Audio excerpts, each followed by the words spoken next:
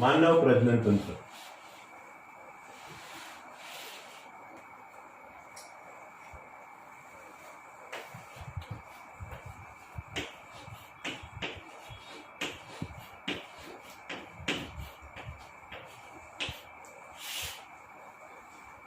ચાલો કરો.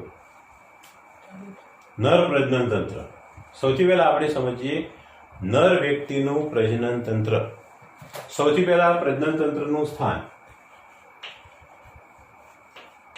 તો નર પ્રજનન તંત્ર એ નર વ્યક્તિના નિતંબનો જે વિસ્તાર છે એમાં આવેલું હોય, એટલે કે નિતંબ પ્રદેશમાં આવેલું હોય છે. આ એનું સ્થાન થશે. હવે નરના પ્રજનન તંત્રની અંદર કેટલા ભાગોનો સમાવેશ થાય છે એ આપણે સમજીએ. તો નર પ્રજનન તંત્રની અંદર સૌથી અગત્યનો ભાગ છે એક જોડ શુક્રપિંડ. એક જોડ શુક્રપિંડ, ત્યાર પછી સહાયક નલિકાઓ,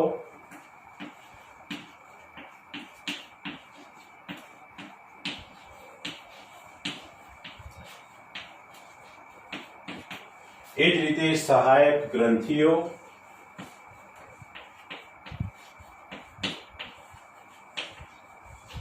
અને બાહ્ય જનેન્દ્રિય, તેને આપણે શિશ્ન તરીકે ઓળખીએ છીએ. આ નર વ્યક્તિના મુખ્ય પ્રજનન અંગો. આ બધા જ અંગો ભેગા મળે એટલે બને નર પ્રજનન તંત્ર. ચાલો એમાં આપણે પહેલો જે ભાગ છે એની વાત કરીએ. માત્ર એક જોડ શુક્રપિંડ. આ બાકીના જે ભાગો છે એની આપણે પછીથી વાત કરીએ. સૌથી પહેલા શુક્રપિંડનું સ્થાન.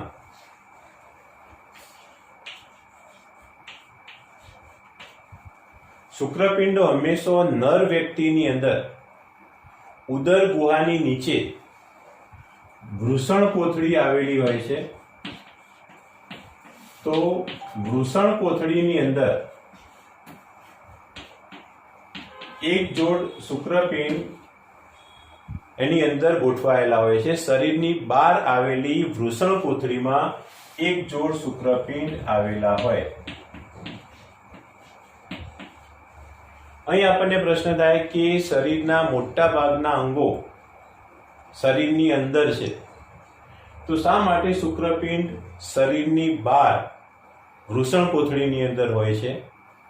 તો યાદ રાખો, શુક્રપિંડો જે વૃષણ કોથળીમાં આવેલા છે, આ વૃષણ કોથળીની અંદર જે તાપમાન હોય છે, ટેમ્પરેચર, એ શરીરના તાપમાન કરતો લગભગ 2 થી 2.5 ડિગ્રી સેલ્સિયસ આટલું તાપમાન વૃષણ કોથળીની અંદર નીચું હોય છે.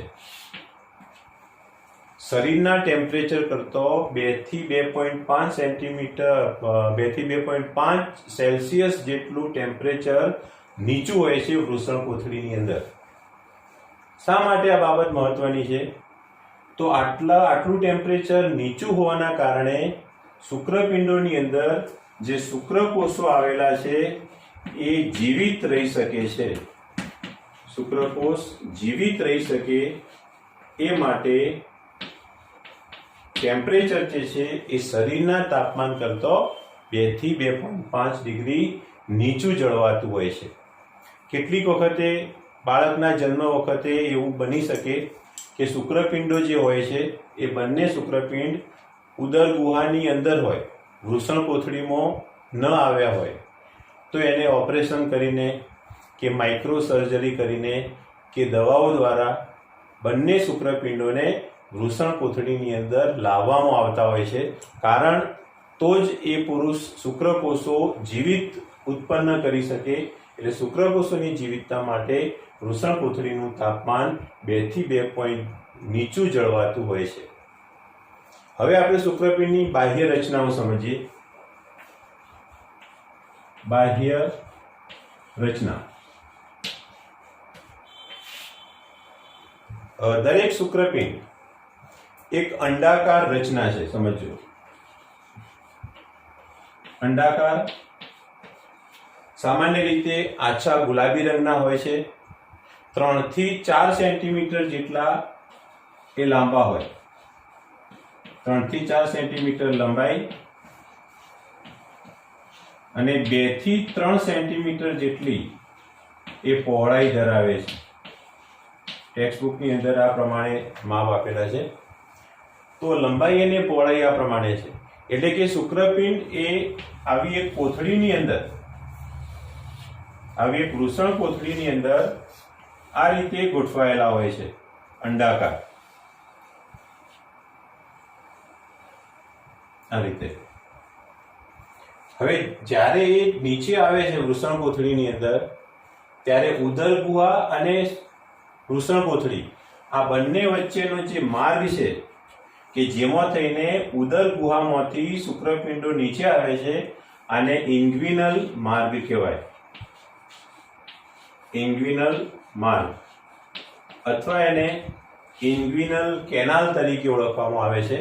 અને બંને શુક્રપિંડો વૃષણ કોથળીમાં ત્યાંથી નીચે આવે છે. હવે જ્યારે આવે છે ત્યારે એની સાથે રુધિરવાહિનીઓ, ચેતાઓ, આ બધી રચનાઓ પણ એની સાથે આવતી હોય છે. સાથે સાથે નલિકાઓ પણ આની સાથે જોડાયેલી હોય છે. એટલે દરેક શુક્રપિંડ અંડાકાર, 3 થી 4 સેન્ટીમીટર લાંબો, 2 થી 3 સેન્ટીમીટર પહોળાઈ ધરાવે છે. ચલો, આવા શુક્રપિંડનું કાર્ય શું?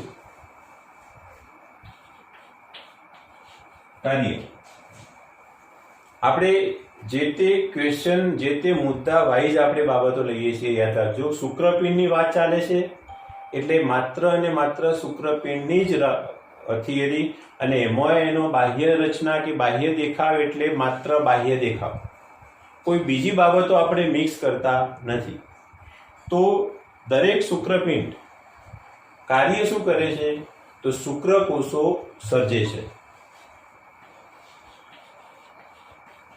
શુક્રકોષોનું નિર્માણ કરે છે. આ એનું કાર્ય છે. સમજો, શુક્રપિંડનું કાર્ય શુક્રકોષોનું નિર્માણ કરવાનું. પણ જો શુક્રપિંડને તમે એની અંદરની રચનાઓ દ્વારા જાણો તો યાદ રાખો, દરેક શુક્રપિંડની અંદર લગભગ 250 જેટલી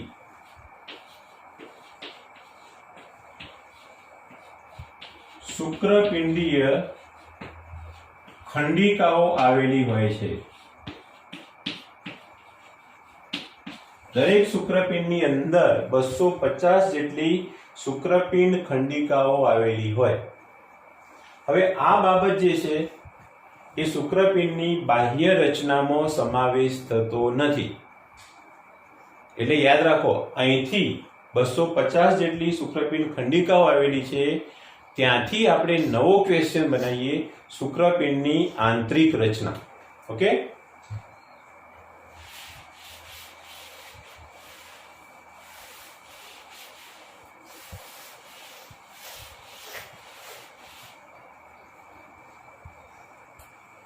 શુક્રપિંડની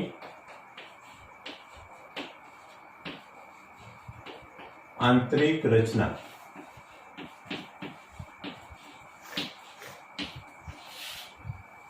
તો પહેલો જ મુદ્દો આપણો આ થશે કે દરેક શુક્રપિંડની અંદર 250 જેટલી શુક્રપિંડ ખંડિકાઓ આવેલી હોય અથવા શુક્રપિંડીય ખંડિકાઓ આવેલી હોય.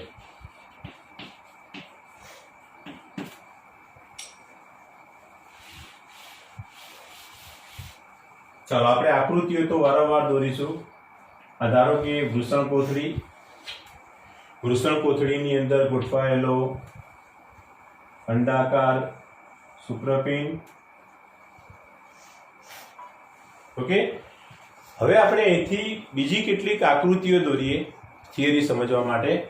તો જો તમે શુક્રપિંડનો છેદ લો, આડો છેદ, તો શુક્રપિંડના આડા છેદની અંદર આપણને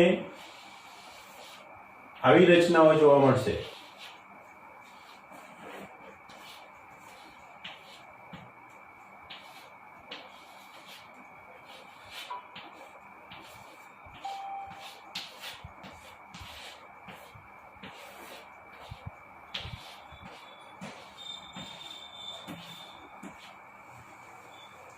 આ શુક્રપિંડની અંતસ્થ રચના આપણે સમજી રહ્યા છીએ. યાદ રાખજો, આ એક વધારાની આકૃતિ છે. શુક્રપિંડનો સમગ્ર રીતે જોઈએ તો આડો છે.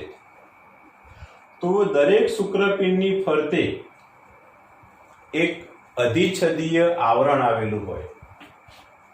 દરેક શુક્રપિંડની ફરતે અધિચ્છદીય આવરણ આવેલા હોય છે. આ જે આવરણ છે આખું એટલું બધું મજબૂત હોય, જેને ટ્યુનિકા આલ્બુજિનિયા પણ કહેવાય છે. તો એવું અધિચ્છદીય આવરણ સમગ્ર શુક્રપિંડની ફરતે આવેલું હોય. યાદ રાખો. હવે આ જે નાની નાની જે ખાનાઓ જેવી રચનાઓ છે એને આપણે કહીએ છીએ શુક્રપિંડ ખંડિકાઓ. શુક્રપિંડ ખંડિકા. તો હવે આપણે એક શુક્રપિંડ ખંડિકાને સમજીએ. આ જે એક રચના છે એને આપણે લઈએ. તો આ એક શુક્રપિંડ ખંડિકા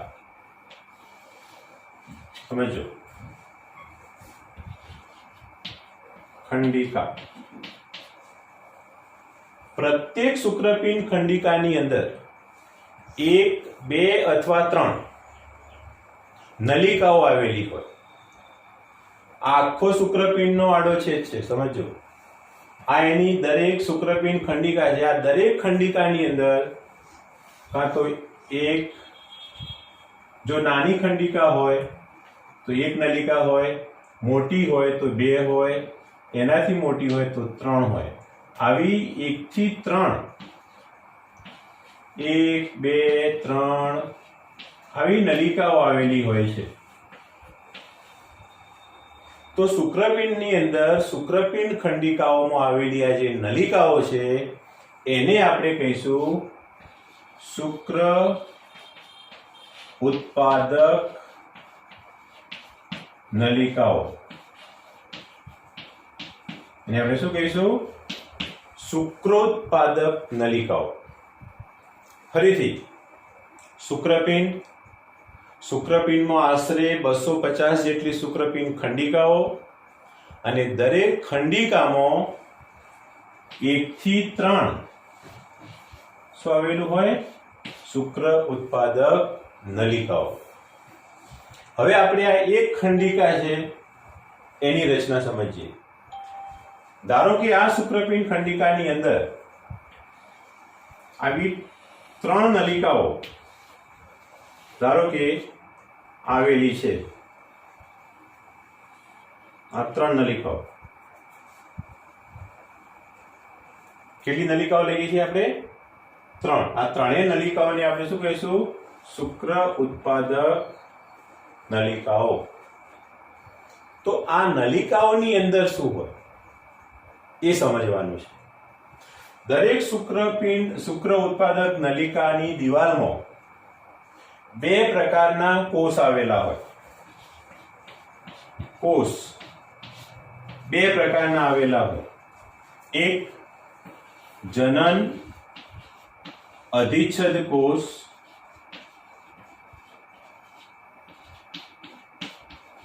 અથવા એને કહીશું આદિ શુક્રકોષ.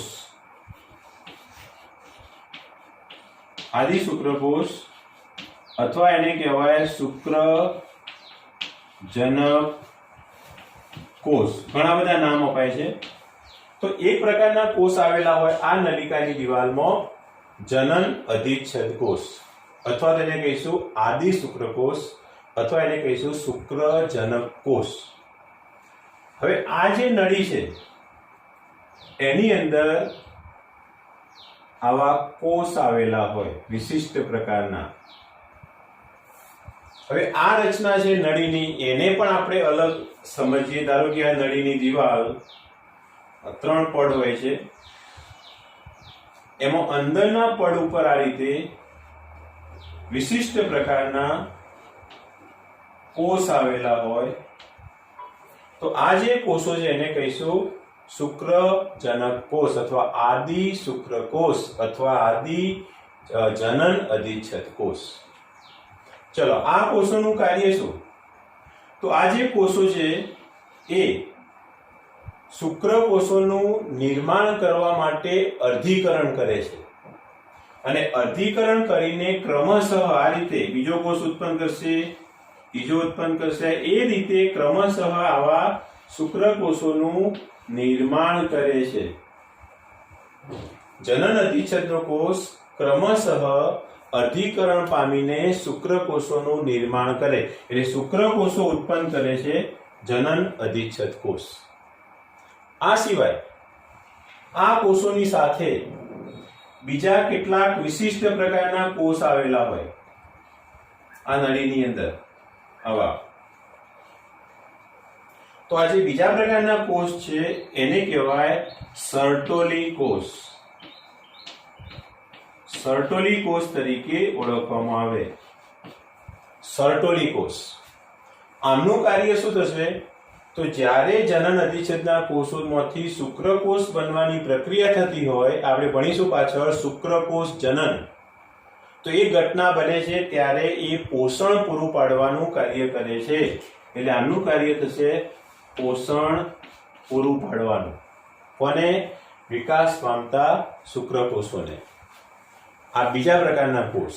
આવા બે પ્રકારના કોષ આખી નળીની અંદર આવેલા હોય છે. આ યાદ રાખજો ખાસ. અને એમના દ્વારા જે શુક્રકોષો ઉત્પન્ન થાય એ આ નળીની અંદર ગોઠવાયેલા હોય. આવા પૂંછડી ધરાવતા અસંખ્ય શુક્રકોષો આ નળીઓની અંદર અહીં ગોઠવાયેલા હોય. ચલો, બે પ્રકારના કોષ થયા શુક્ર ઉત્પાદક નલિકાની અંદર આવેલા. બીજી બાબત કે શુક્રપિંડ નલિકાઓ જ્યાં ગોઠવાયેલી નથી, આને આપણે કહીશું આંતરાલીય અવકાશ.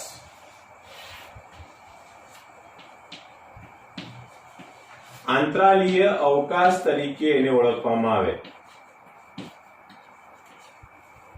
ઇન્ટરસ્ટિશિયલ સ્પેસ કહેવાય છે જેને. આંતરાલીય અવકાશ એટલે કે નલિકાઓની વચ્ચે રહેલી જગ્યાઓ. નલિકાની વચ્ચે નહીં, નલિકાઓ જ્યાં ગોઠવાયેલી છે એની વચ્ચે રહેલી જગ્યાઓ. તો અહીંયા આ જગ્યાની અંદર બે રચનાઓ આવેલી હોય. એક તો આવી અસંખ્ય રુધિર વાહિનીઓ આવેલી હોય. રુધિર વાહિનીઓ. અને બીજી રચનાઓ આવેલી હોય છે વિશિષ્ટ પ્રકારના કોષ અહીં ગોઠવાયેલા હોય.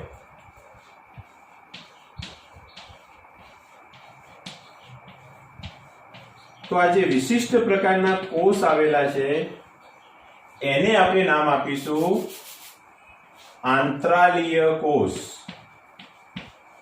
આંતરાલીય કોષ તરીકે ઓળખવામાં આવે. એટલે શુક્રપિંડમાં ત્રીજા પ્રકારના કોષ આવેલા હોય આંતરાલીય કોષ.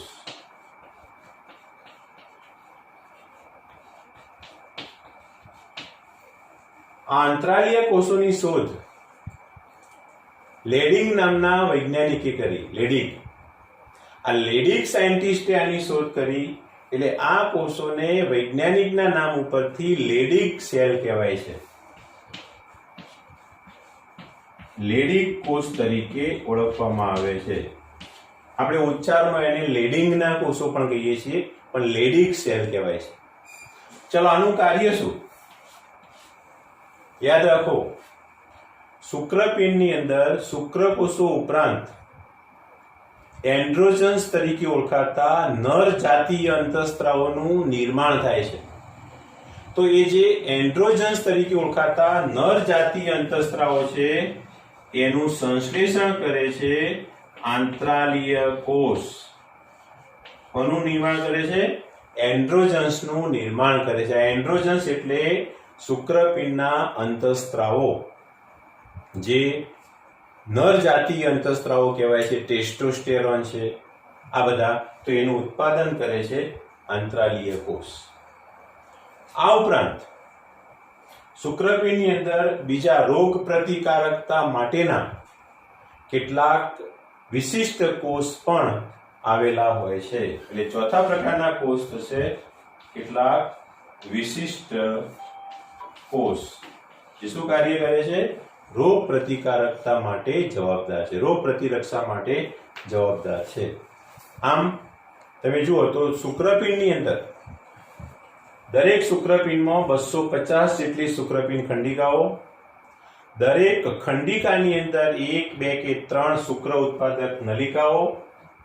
શુક્ર ઉત્પાદક નલિકાઓમાં 2 પ્રકારના કોષ, જનન અધિચ્છદ કોષ અને સર્ટોલી કોષ.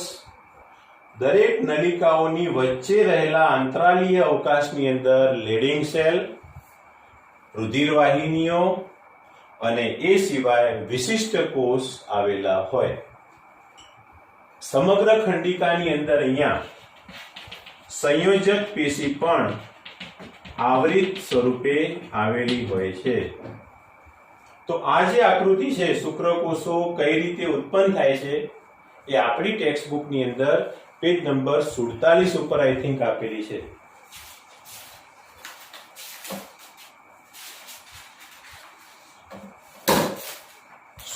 નંબરના પેજ ઉપર આ જે આકૃતિ છે એ શુક્ર ઉત્પાદક નલિકાની અંદરની રચના છે. જે મેં આ છેલ્લી આકૃતિ દોરી એ આકૃતિની સમજૂતી આ છે.